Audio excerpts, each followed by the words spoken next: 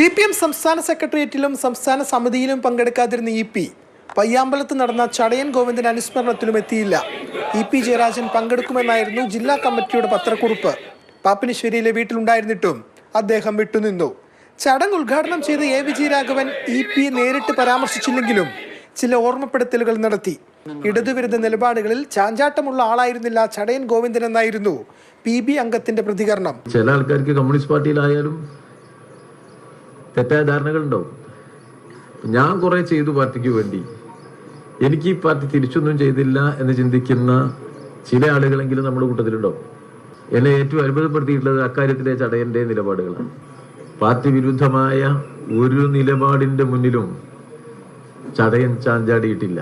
ഇടഞ്ഞു നിൽക്കുന്ന മുൻ കൺവീനർക്ക് അതൃപ്തിയില്ലെന്നായിരുന്നു ജില്ലാ സെക്രട്ടറിയുടെ മറുപടി.